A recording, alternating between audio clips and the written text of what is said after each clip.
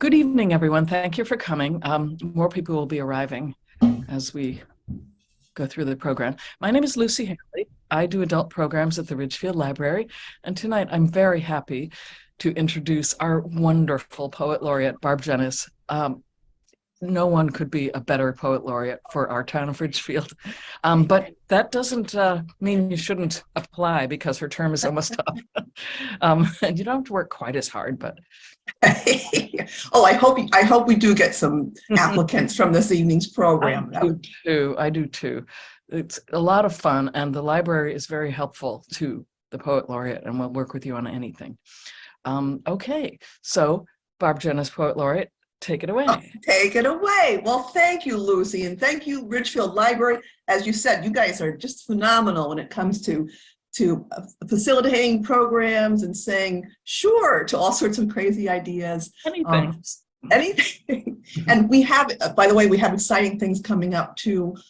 In fact, next week, is it next week? 2 weeks from now, 2 weeks from tonight, in fact, we have a wonderful program. You may have gotten an email about it. It is in person. It's not like these virtual programs make it very easy to attend, but it's an evening, our second annual evening of rap, hip hop, and poetry, and we have 5 spoken word performers coming, and it's just going to be a knockout night. So if you're in this neck of the woods on the 15th, please join us. But anyway, meanwhile, welcome to the February edition of Poems from Connecticut's Four Corners. It is a monthly series that's going to feature poets who demonstrate the amazing diversity of the state in poetry. Kind of think of us as one of those like Whitman samplers of candies, but instead we have the best in poetry from Andover to Woodstock, which is the last town alphabetically in Connecticut. Each month, the series will feature 5 poets. I know it's, poems from Connecticut's Four Corners, but we have a representative from each of the 4 corners and then a 5th from the central Hartford region.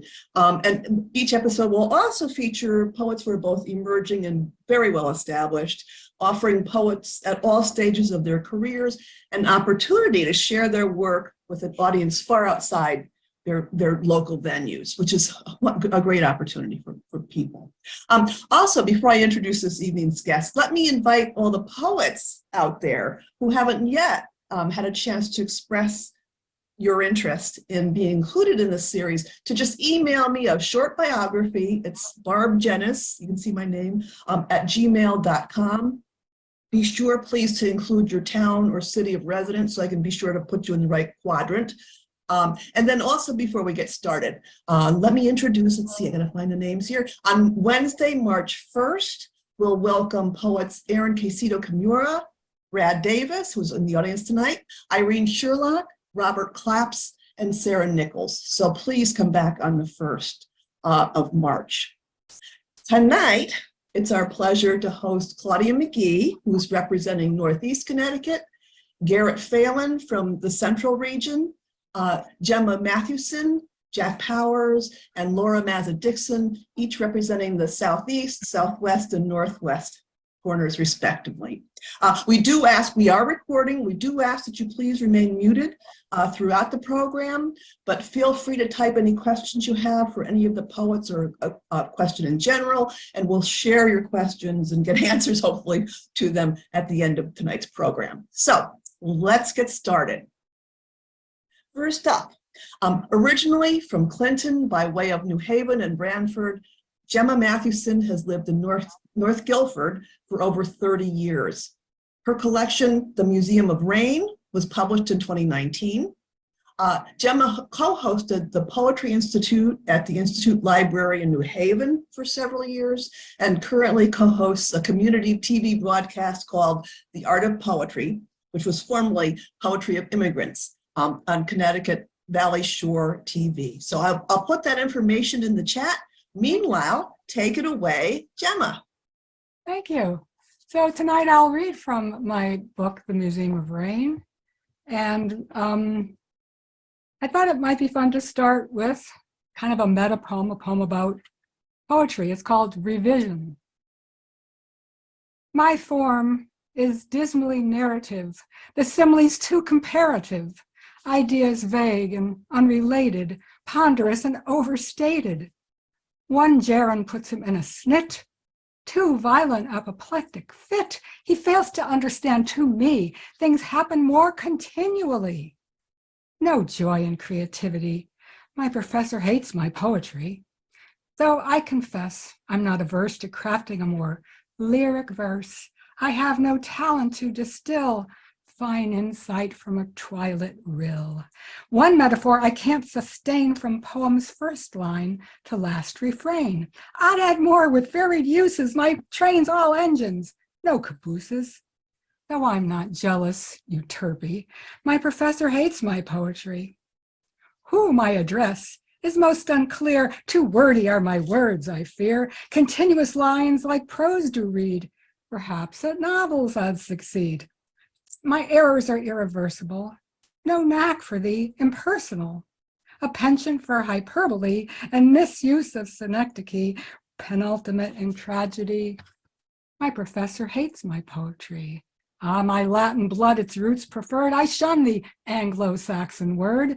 Toss these pages to the hounds. I'm too cliche, way out of bounds. Descriptive galloping stampede, an editor is what I need. Haughtily, his words advise, revise, revise again, revise. Though I suspect he fancies me, my professor hates my poetry. So that's the first one. That's pretty much, I just don't follow the rules. Anyhow, the next poem. So I have three poems that are about or inspired by civil defense all-purpose survival crackers. I don't know if anybody's old enough to remember these. No. During the time of the Cuban Missile Crisis and the bomb, we were going to have the atomic bomb. They made these and installed them in like community centers, and there were several boxes in a closet in the dorm when I went to college in 1969. So we made use of them, let's say, because by that time they were almost going to expire, and so on and so on. Well, anyway, that's my second civil defense all-purpose survival cracker poem, but this one in particular is called What Causes the Future, because I heard a pundit say it on NPR not too long ago. I know what causes the future, he said, and I thought that was just the most absurd thing. I know what causes the future. A tin of crackers, hermetically sealed, stacked to maximum occupancy in a college dormitory. On a midnight romp, we liberated the tins, expiration date looming, and slathered enough institutional jam on the crackers to save humanity from the stale fallout sheltered diet of nuclear winter, a half-life of duck and cover in Mobius eternity. I know when the future begins. Innovation follows a timeline. The metal point, the crossbow, the Colt 45, the machine gun, the semi-automatic assault rifle. Escalation is a linear event, and rage is a constant now. I know where the future happens, at the border, where each village claims its imaginary friend is the most omnipotent. The future will be viewed through screens decreasing exponentially in size. The images high definition and instantaneous, but more and more remote. All drones, but no bees. I know why the future exists, to be the Petri dish for the present, the genetically tinkered, antibiotically compromised end to hunger, disease, and anomaly, where the subatomic, subcellular juggler gods try to keep all the orbiting balls from rolling into the toxic gutter. I know how the future unfolds, with its own soundtrack, behind our backs, as we turn a deaf ear to the AR-15 bang, the refugee camp children's whimper, and to the whole damn orchestra self-medicating as the ship goes down. So I hope anybody who still finds those survival crackers, they're nasty. anyhow, another inspiration I get is from Science Friday. I love Science Friday. I love not so much the astronomy stuff, but just about everything else. I lost my place here. So the one that I has been thinking about is called The Dreams of Monotremes. And scientists were very excited because they had finally got to map the genetic code of the duckbill platypus, which is a monotreme. And monotremes are very low on the scale of mammals. They still have some avian genetic markers, and they still have some reptile genetic markers. And I have to find it. I lost my page. Okay, 38. So, what they were really excited about was that although they did find all these markers for the other kinds of animals, what pushed them over into mammal that was significant was that they have a genetic marker for dreaming, and only mammals dream. And that was very exciting to them. I do have a made-up word in here, a portmanteau. It's orificial. It means the official orifice, and it just seemed to fit with the meter. Also, the rhyme scheme is very simple, as it form follows function. The duckbill platypus is very simple. So, the dreams of monotremes. Mammalian, yet without a teat, and grooves abdominally neat, collecting mother's milk discreet, her furless babe laps up the treat. While swimming up Australian streams, her snout collecting sensory beams to electrolocate shrimp and breams and feast with dreaming monotremes. From reptilian genes, in fact, if jealous male suspects attack, with venomous spur, he will extract a pain exquisite and exact, and generating countless reams, I'd scrawl out amorous giddy themes, seductive, sensual supremes, erotic dreams of monotremes. But avian chromosomes decree 5 XY pairs the male will be, but just her left side ovary produces eggs from 1 to 3. Biologist skeptics search for seams in taxidermic samplings. Unlikely hoax they must have seemed to dream up dreaming monotremes. Or official nomenclature states 1 perforation indicates they eliminate and defecate precisely where they procreate. Blueprint outrageous it beseems, a fine economy redeems. Designing principles esteem the pipe dream form of monotreme. So let my symbolic third wish be to dream what platypuses see, an REM, the genome tree, and each potentiality mapped deftly to infinity, or to at least, here dragons be, every path not taken, me. Rejecting higher branching beams from evolutionary schemes and forking alternate extremes, we dream the dreams of monotremes. So listen to Science Friday, you'll get great ideas. And my last one is going to be, it's going to be a poem about, because tomorrow is Groundhog Day, I thought I'd do one where a groundhog makes an appearance. It's called Holes, a User's Companion. Holes are for hiding, the serpent confided deep into my ear canal. And as the echo swelled, I gulped down chambers of emptiness, containing even emptiness of him, even the emptiness of myself. Oh, sure, he'd have included the whole universe in his personal void, but he made the vertical drop so fast he couldn't even find his own tail, so steep he couldn't even turn to swallow it.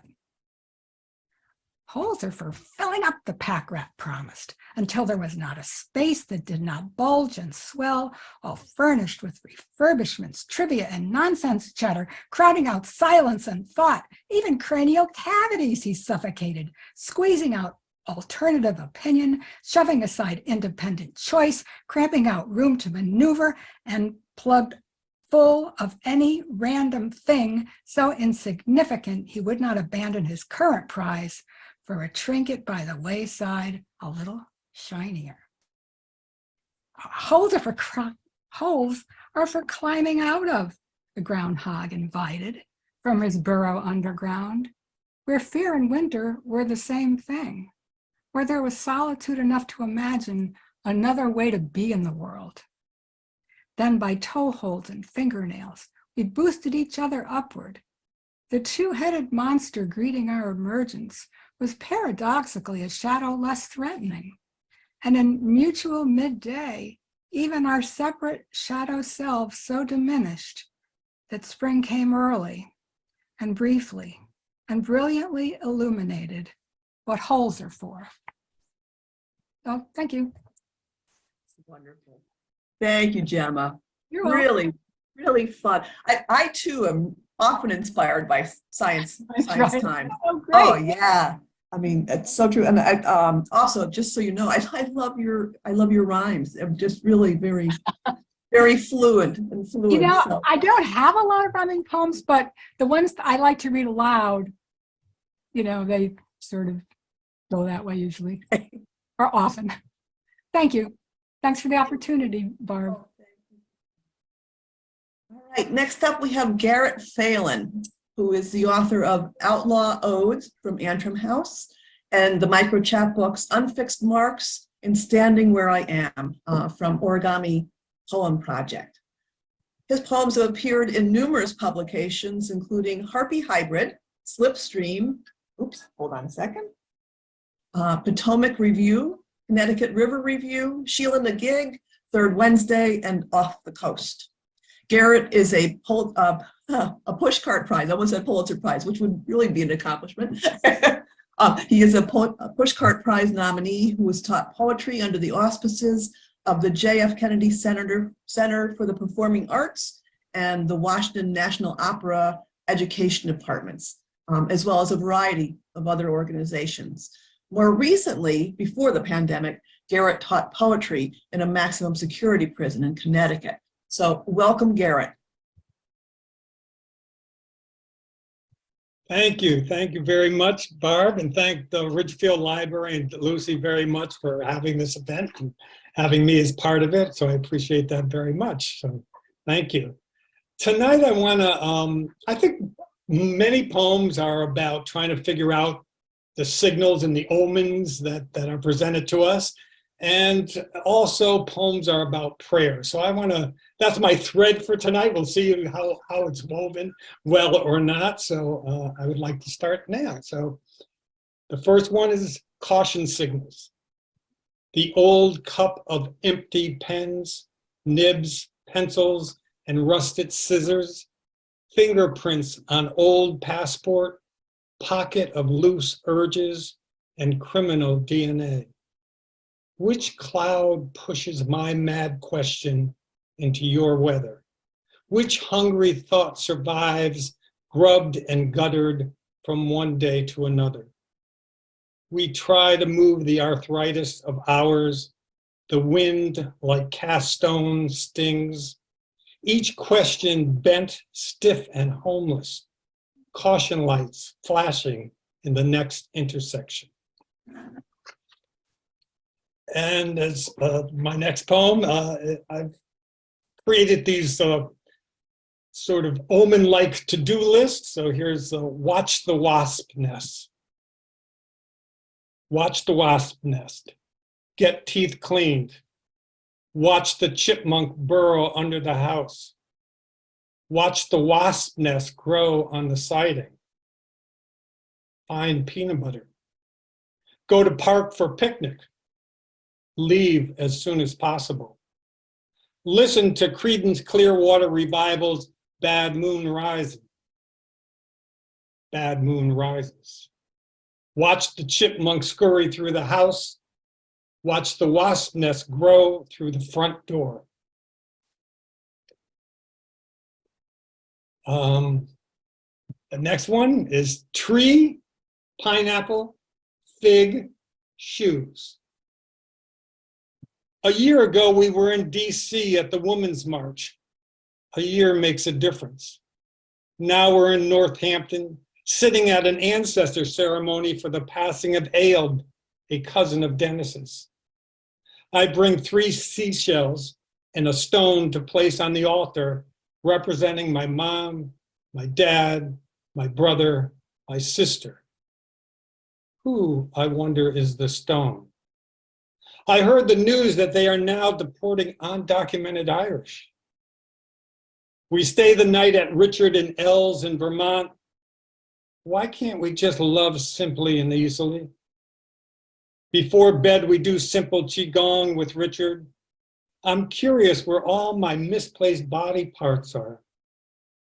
On the way home down 91, I tell Jane, I'm worried about memory lapses. She gives me 4 words: tree, pineapple, fig, shoes. 15 minutes later, she asks if I remember the 4 words. Tree, black birch came down in winter storm. Overripe pineapples kill worms and parasites when you're living in the tropics.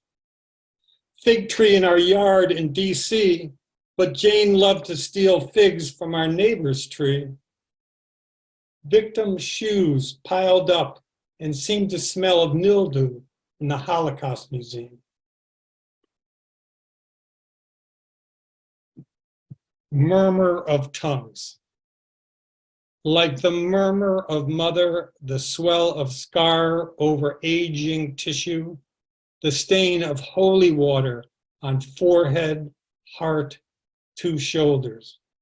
We come from a people who spoke small worlds.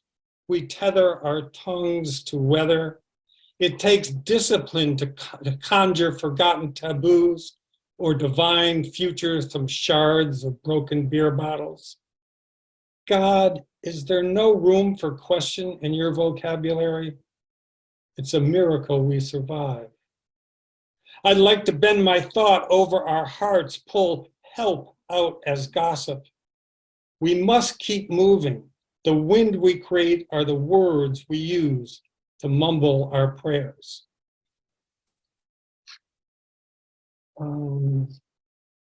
Visit fear. 1, her. I have 2 dogs, 3 cats, and 4 horses. Some of the dogs and cats sleep with me. I love that. One of the horses is half blind and no longer can be ridden. My second husband died 26 years ago. I live alone. I'd rather stay with my grandchildren at their home than have them at mine. I don't like rules. I own a 9mm pistol and know how to use it. I said to my old high school boyfriend, we lived 3/4 of a century. He didn't want to hear it, but I'm not afraid. I now ride horses with a passion. The barista says, we're closing in 1 minute. We go into the street and talk near my car for longer than expected. We smell the weed of the 2 young baristas are smoking on the front stoop of the coffee house. I feel his aged body warm next to mine, smell our youth seeping into a hug, rain so gentle it hurts. I get in my beloved red Porsche SUV and drive back to my waiting 3 cats, 2 dogs, and a warm bed smelling of tonight. 2, him. I wanted to touch her, so I stopped her story to ask a question by putting my fingertips into the palm of her misshapen, arthritic hand for a moment, or slightly longer. Reading the signs. We read scat to track animals, search for blue blazes on tree trunks, orient landmarks to our compass, look for the stars at night to guide us home. Yet we're lost. I search for bones along the shore, collect them with silent stones, place them in a pattern, and wait for the gods to speak. What will we remember of who we were by the discarded and rusted road sign, in the debris of the highway's shoulder, where we once stood, thumb to wind? I lie beside you late at night, listen to you sleep, put my hands on your ribs to feel your breath. I mark the movement and body sounds, and I slip into your moment. And so easily, I slip away. And my last poem is if I pronounce this correctly, a suitsu from the Japanese, and Kamiko Han did a whole book on these, and so that's my inspiration here. And I sort of, there's a lot of fragments you try to put together loosely that somehow make a whole, and I tried to put together some of the fragments from some of the poems you just heard, and we'll see what happens here. The stain of holy water. Take a shower, wash the past away, watch it get sucked down the drain, clean out all the debris between words, smile at someone, anyone, make love to a loved one, make love to anyone. We keep walking away from the tea kettle on the stove. We don't hear it when it whistles. We have destroyed 3 this winter. It takes a certain artistic temperament to take a long drag on a cigarette and exhale it sensuously. The taste of my coffee today at Spot Cafe is particularly busy. A bog rests in her eyes when she looks at me and smiles. I pocket my loose urges. Where was the present tense when I needed it? Kamiko Han says, who is the traveler but the heart, or, depending on the moment, the gut? Traveling should always be a pilgrimage with gut smelling of mildew. Wait for the sun to move so you can sit in the shade. Wait for your breath to make a song. Wait or walk, choices. Meet a friend at the library. Meet a stranger in a book. Before you go to bed, pardon yourself. Kiss ancestors. Wash their bones. We come from a people who can't wait for the gods to speak. We clasp our arthritic hands together, pray to the stain of holy water, and read rusted road signs made by ancestors. It takes discipline to conjure forgotten taboos and question hungry thoughts. A hawk buzzed at the couple walking towards me, perched on a low branch, hawk flying, hawk spotted, hawk perched. A resting hand turned backward is a life lived upside down. You hear the past in old words. You rest your head turned backwards, but can't remember what you heard. Nothing lost cannot be found. A rested head turned backwards was a life lived upside down.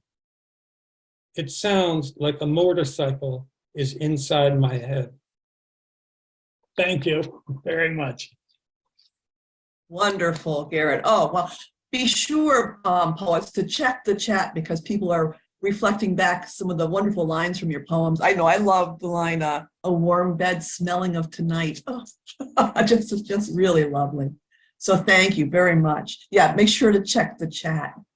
All right, so next up, we have Laura Mazza-Dixon. Laura is a classical guitarist who directs the Windy Hill Guitar Studio in Granby, Connecticut. She is the author of the poetry collection Forged by Joy, published by Antrim House in 2016. Her story poem about Harriet Tubman, Araminta and the Talking Book, was written for the 2016 celebration of Black History in Hartford, while The Year in Pictures, a 2017 triptych a poem about Rohingya refugees, was a finalist for the New Millennium Award in 2016. Laura has organized the Poetry at the Cosset series, as well as the interactive poetry workshops, Poetry in Our Lives and Words Matter, Courageous Conversations in Race. And we're going to hear after Laura reads we're going to see and hear a wonderful video of one of her poems brought to music. So Laura, take it away. Hello, everyone. I'm so happy to be part of this poetry community and so excited to be part of this tonight. Thank you, Barb, for all of your hard work. You set a very high bar for the poet laureates. You've done amazing things. The first poem I will read is from my book, Forged by Joy, where, if you're following along, I know my mother is here. You can look on page 58. I wrote it 33 years ago. I will introduce it with a poem written 100 years ago by Robert Frost. Nature's first green is gold, her hardest hue to hold. Her early leaf's a flower, but only so an hour. Then leaf subsides to leaf. So Eden sank to grief. So dawn goes down today. Nothing gold can stay.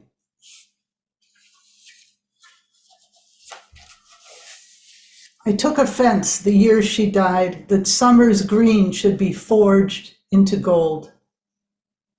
When the birches on the hill began polishing their swords, I looked away. Refused to admire the rose hips ripening by the pasture.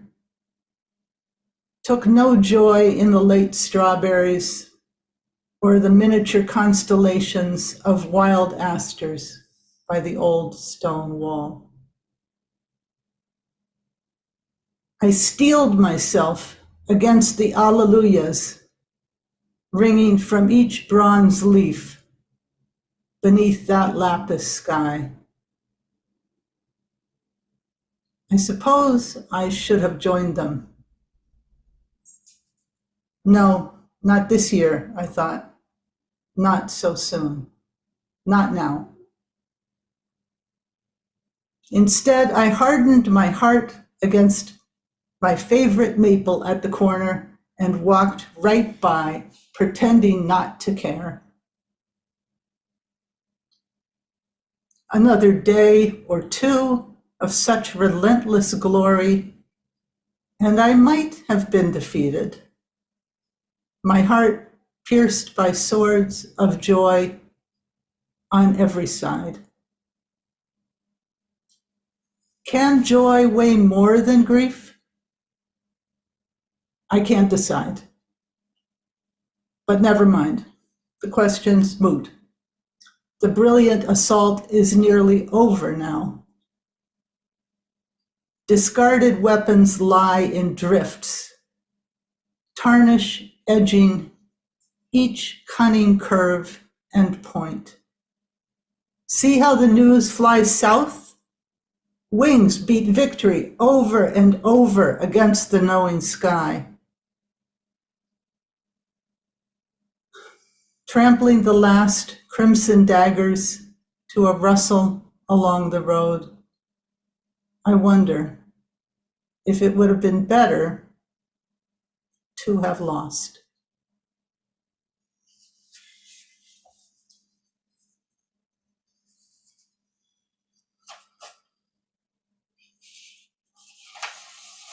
And a poem for my father from the same book. Page 23. Ah, Serafino, for my father. Excuse me. Section 1.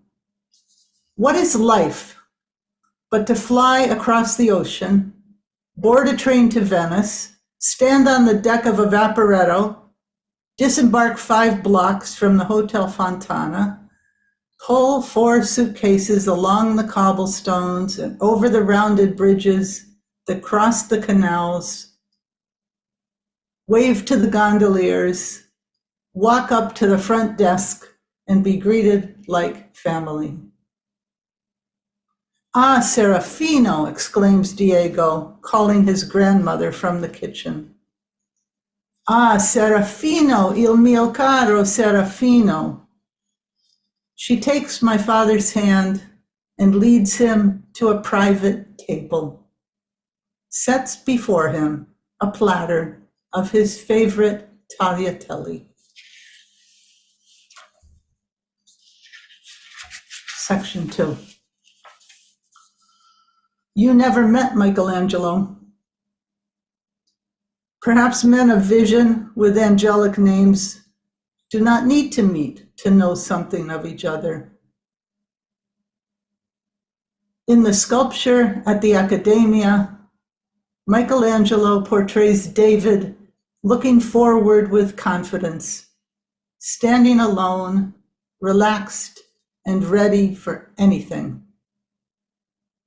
I picture you standing on the pitcher's mound with your weight on one leg, your team arrayed around you on the baseball field. David, like you, was a man of faith and a man of action, willing to take risks for the things that were important to him. He who defended Israel against a giant struggled with disappointment and fought the most difficult battles with his own despair. Like you, he treasured the people and places he loved and suffered greatly upon the loss of his beloved son. I know Michelangelo must have had you in mind when he sculpted the grace and power lying latent in the sinews and tendons of David's left hand.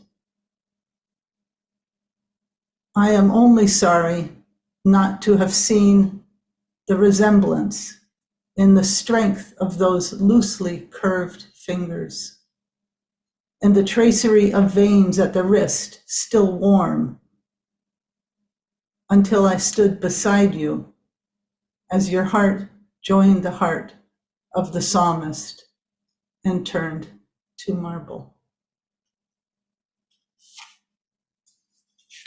Thank you.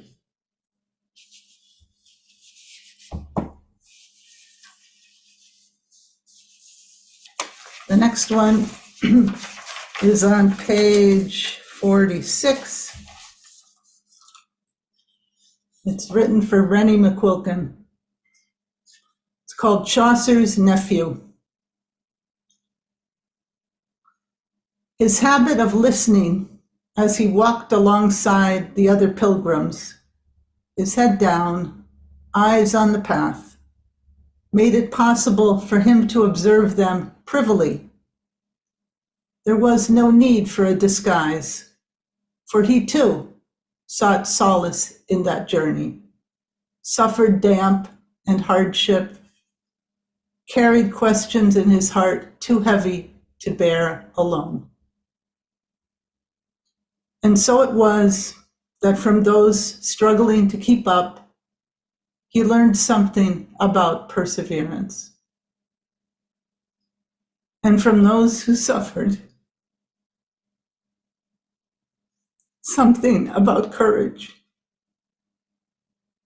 Some fellow travelers still remember the man with the steady stride, the one who shared his own tales as they gathered close together around the fire in the evening.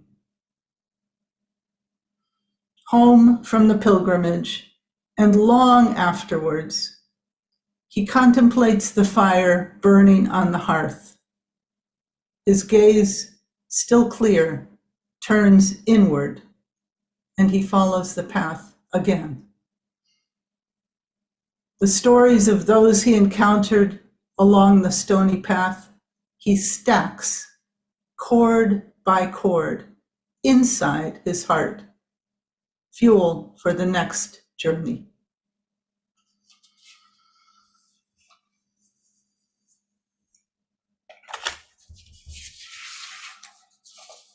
So when the pandemic hit, I was here alone with my dog and cat. And I'm here alone anyway, but it was a different kind of alone. And I got some ideas about things to do with my time, and I was very happy doing them. I called up my minister and I said, is this wrong for me to be so happy? Because I'm doing these things that I love. And he said, no, I think we need to reinvent the world right now, so just go ahead and do it. So these are two things that came out of those first couple of months of the pandemic. The first is a poem called Passover 2020, with an epigraph from Bach's St. Matthew Passion. We sit down in tears and call to you. The ruby-crowned kinglets arrived this morning, such tiny birds, joining the finches, gold and house. The chickadees, tufted titmice, nuthatches, blue jays, and cardinals have all been bustling among the seeds on the back porch railing, when they are not sheltering from the swooping Cooper's hawk among the bell clusters of the Andromeda and the buds of the white azalea. The light from the stars in the Andromeda galaxy has traveled for such a long time that the entire history of life on our planet has been unfolding as it traveled through space. Our skies are darker, the stars brighter on these quiet nights of our common sheltering. The Passover moon rises to find all in hiding, every household praying for protection, all in mourning for those already lost. Last evening, the shadow of the hawk passed diagonally over the back porch while I stood at the kitchen window. No smaller birds were in evidence at that moment. So may it be now with us. May the shadow of death pass over us. Find none of our beloved ones. Thank you.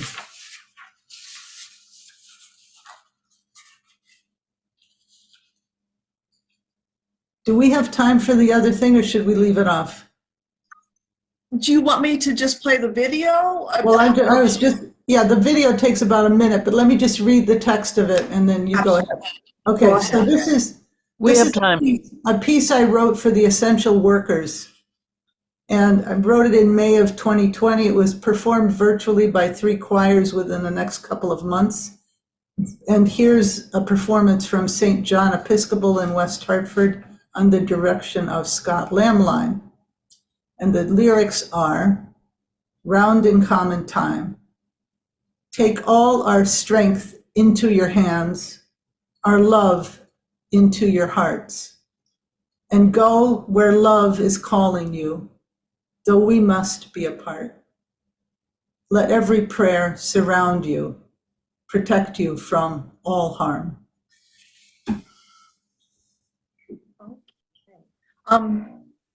Let's see, share screen. Hold on, here it comes. And then share sound, share. Can everyone see that? Give me a thumbs up.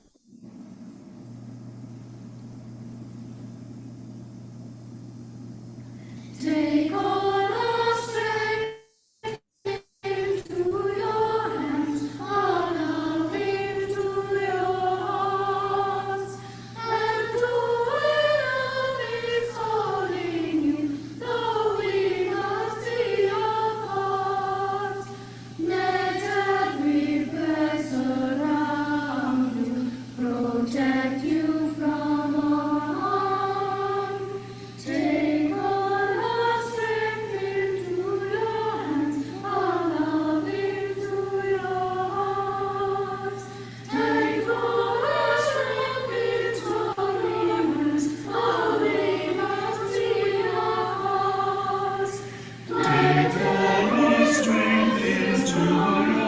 hands, all of you to your hearts, and now when love is calling you, oh, we must be apart.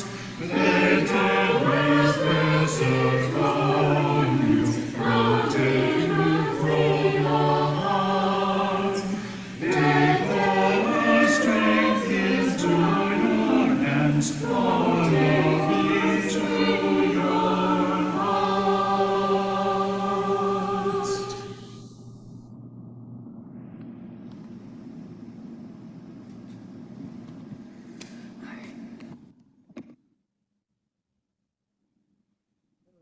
That's gorgeous. Oh, thank you. Wow. Just Thank you beautiful. so much, Barb. Thank you, everyone, for listening. Okay, moving on to our fourth poet. Jack Powers is the author of the poetry collection Everybody's Vaguely Familiar, and available later this month, Still Love, from Golden Antelope Press, which is a book of broken sonnets described by poet Laurel Peterson as, quote, love poetry to his wife and family and to the world for his having lived in it. By the way, the book launch for Jack's book will be at Bird's Books in Bethel on February 26th at 4 o'clock if you can attend. Jack's poems have appeared in Two River View, Barrow Street, the Southern Review, Rattle, Poetry Lore, the New York Times, and many other journals. He won the 2015 and 2012, Connecticut River Review poetry contests and was a finalist for the 2013 and 2014 Rattle Poetry Prizes. And I'll put in the chat where you can visit Jack's website. So please welcome Jack Powers.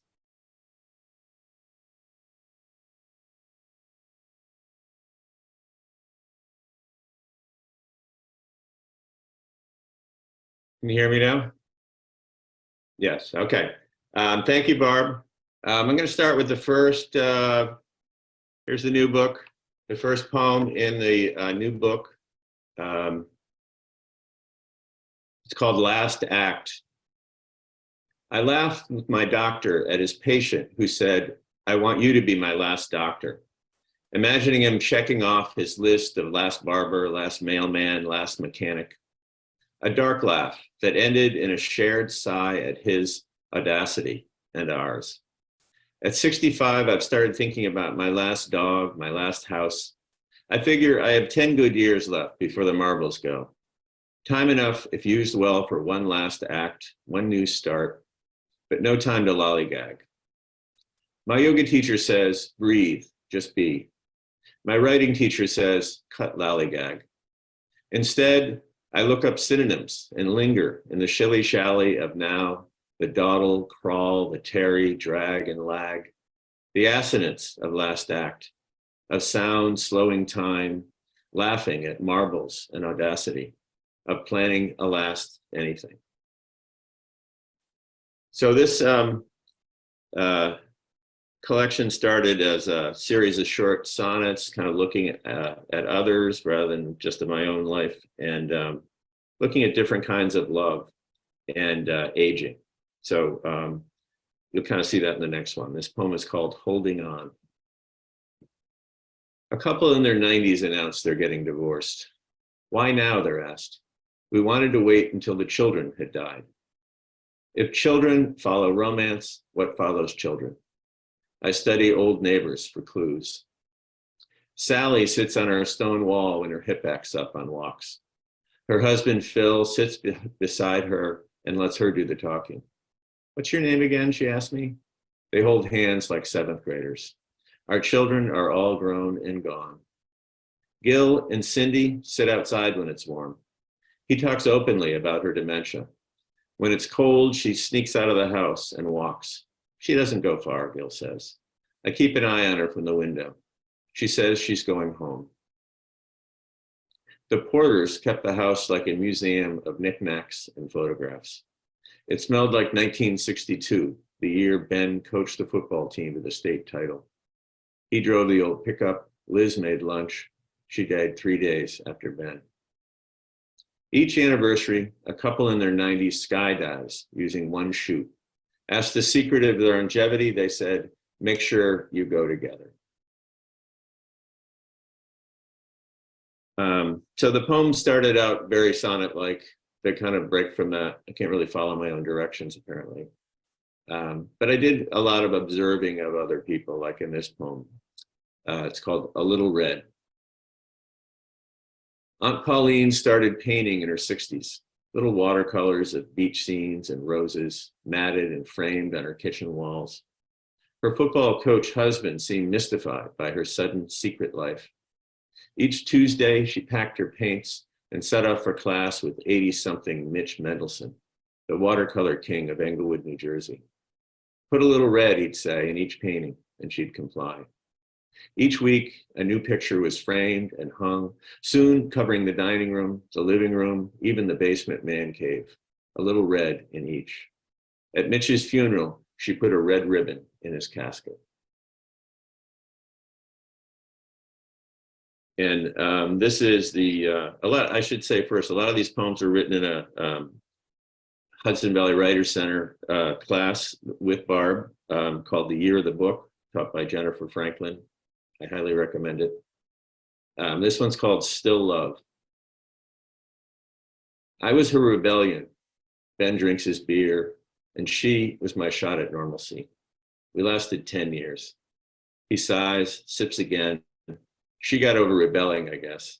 And I guess I couldn't be normal. His smile suggests the last part is a joke, or at least a funny truth. But his story, listing all the moves and arguments, leaves out those moments when it worked, or they believed it would, and laughed or made love. In the end, he recalls when she told her therapist, don't listen to him, he's evil. Yet she got him a doctor when he said, I just want to dive in the ocean and keep swimming. Wasn't that still love? And I started playing around with different forms, and this is kind of a double sonnet. They're kind of American sonnets, so there's a few in that are more traditional rhymed and iambic, but most of them are more American, and some of them may not be sonnets at all. This one's called Unearthed, based on another classmate from the course with Jennifer Franklin. When Jim Googles me, my picture appeared above the bio of a Jack Powers, born 1827. Soldier, gambler, horseman, accused killer, outlaw. You look good for 192, Jim writes, as I contemplate my namekin, murdered and robbed by vaqueros in 1860, now lying in a rocky grave. How many other namekins await Miss Googles to unearth their long buried bones and bios? Stone Soup Poet Jack, Manhattan Coach Jack, Actor Jack, all reborn with one flawed algorithm. What do I owe all past and future Jacks? Should I help Death Row Jack get his life back? 2 weeks later, a teacher emails me for help with a poem by Stone Soup Jack. I'm the wrong Jack Powers, I reply, but find him a YouTube reading, a fan blog, thinking it's the least I can do for kin and fellow poet. Though I do the same thing for car salesman Jack, truck mechanic Jack, lying in graves with my name etched in stone. The teacher emails me a thank you and says, you may be the wrong Jack Powers now, but be the right Jack Powers in the future. If I take care of my namekin, perhaps after I ride off in that black Cadillac, some future Jack will briefly snatch me back. And you can't see this one, but this is where my sonnets start to unravel a little. This one's called Unruly Sonnet. I keep trying to corral Amy and Carl into 14 lines, but they break out alone and together. Amy visits us, her daughter, a wounded bird in her lap, Amy says, sex hurts. I've got books, flowers, Lizzie. I'm done with love. Leaving the details of her drink-demolished marriage unspoken. Then Carl appears, a sandy-haired saint, scooping them both in his arms, luring Amy back into the open, humming softly to Lizzie. We all clap in bewildered delight. And just when I've steered them into stanzas, Amy comes north alone, slips me a photo of Carl in a black dress, wearing red lipstick and eyeshadow, says, "She's Colleen now. It's weird to feel her boobs in my back when we spoon." Amy raises a glass to Carl, to Colleen, we drink. She posts photos of crocuses and Kerouac. The turn comes too soon. Amy died Christmas Eve in her sleep, Colleen writes. Lizzie and I are heartbroken. They drive north that summer with ashes. We balance on Amy's old dock. Say goodbye to mommy, Colleen whispers to Lizzie, who's curled into her chest. And they shovel cinder and bone in high arcs into the bay.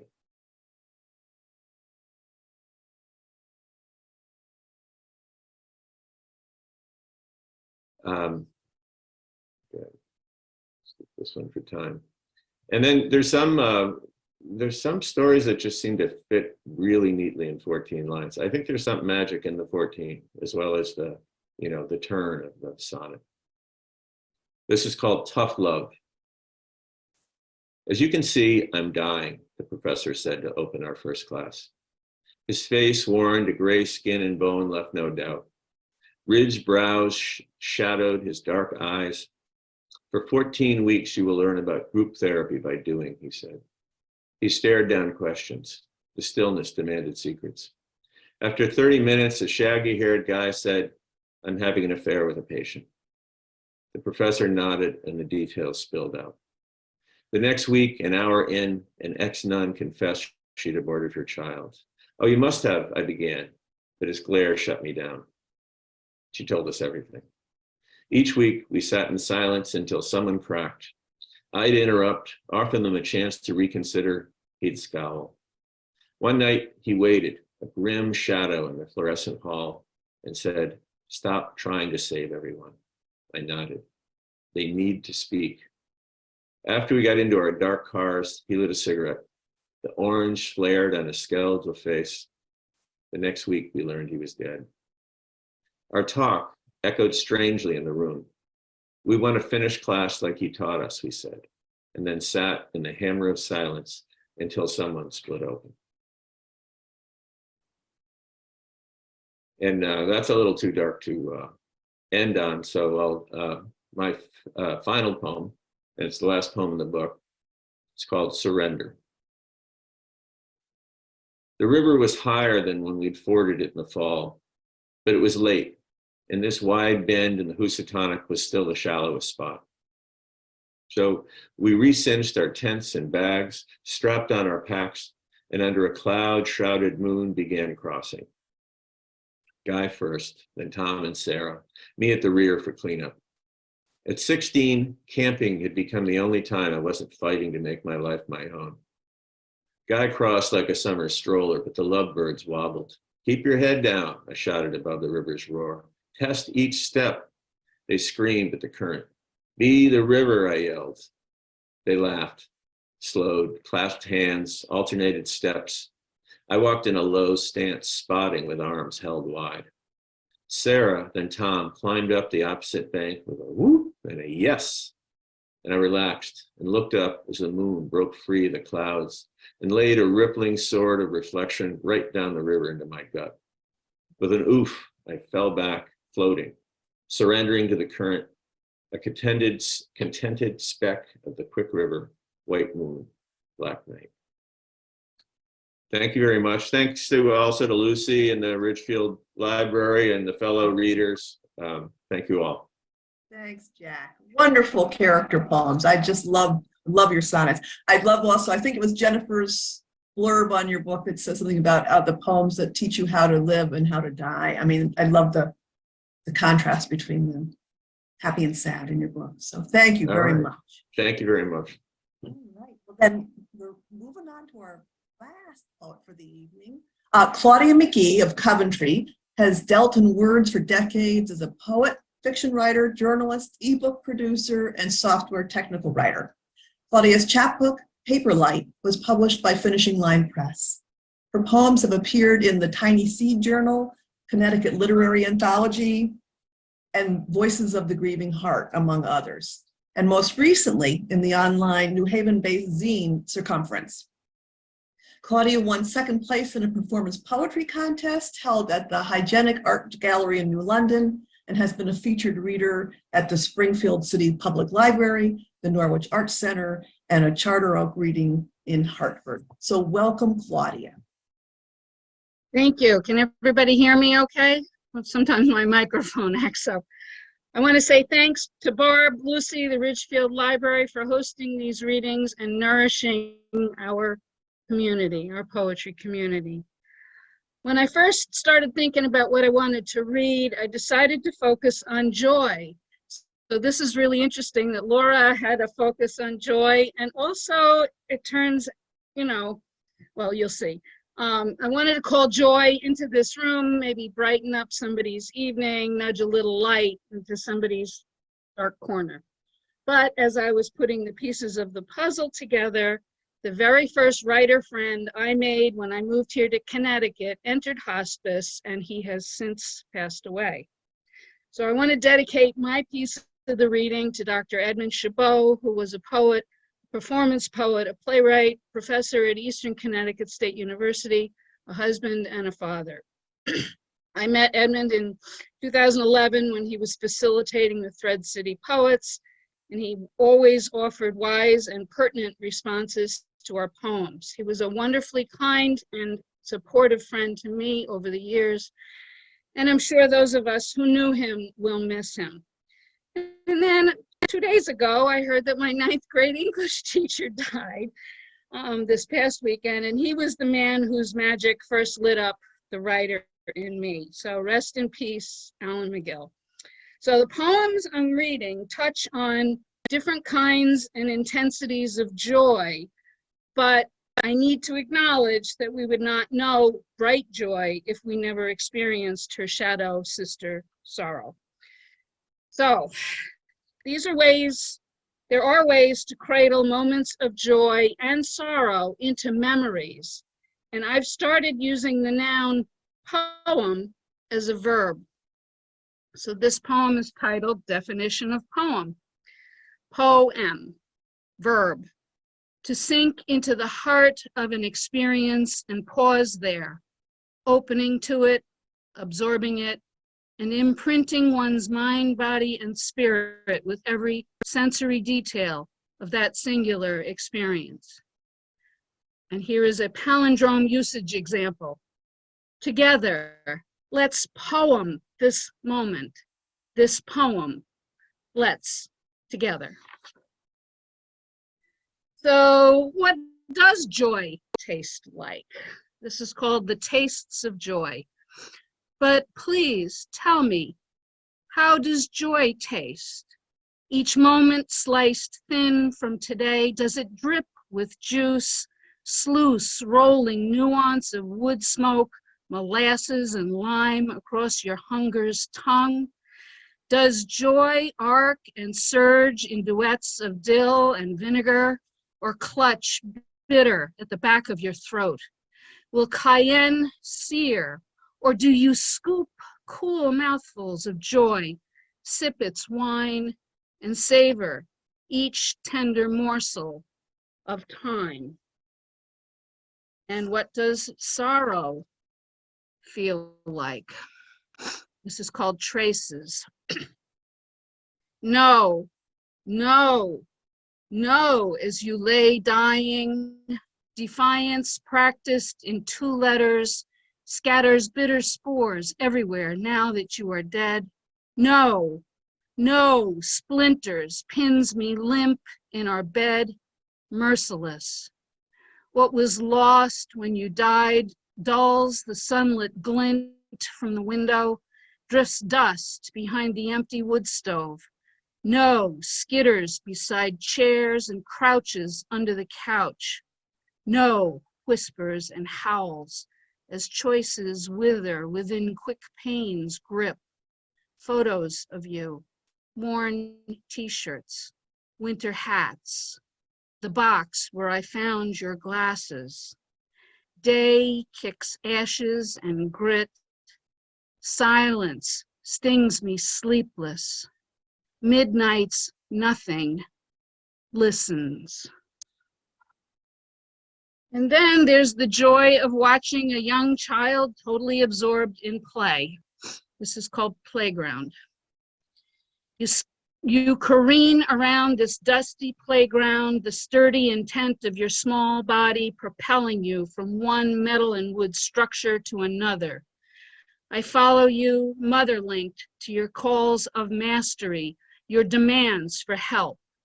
With scraped hands and dirty feet, you push across flattened grass to scale tall ladders and puddle through mud to slide down poles. Again and again, your skin squeaks against metal on the corkscrew slide.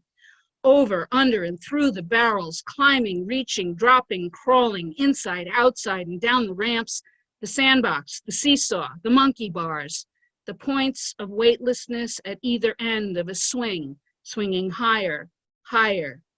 In your body's concentration, I am only a steadying circle around your waist, a boost up, a soft touch on your cheek after a fall.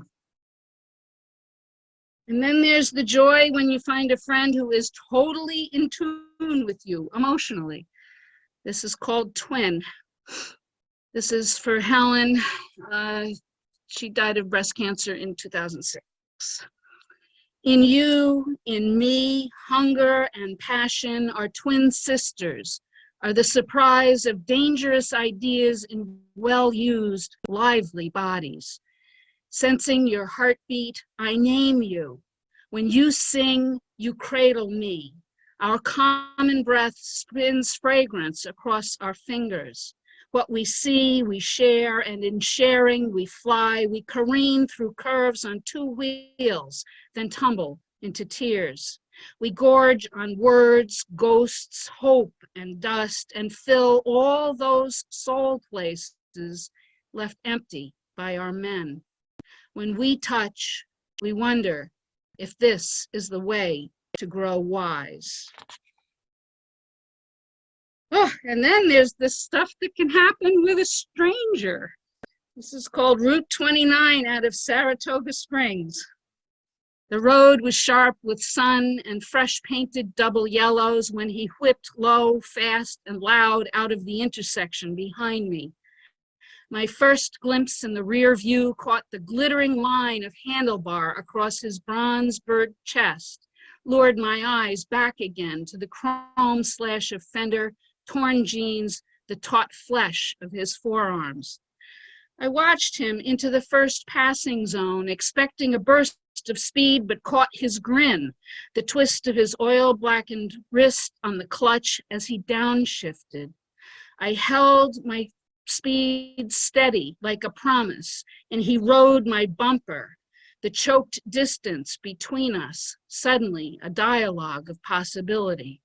He followed me close until the surprise of a bridge springing across a steep drop into nothingness made me swerve and slow.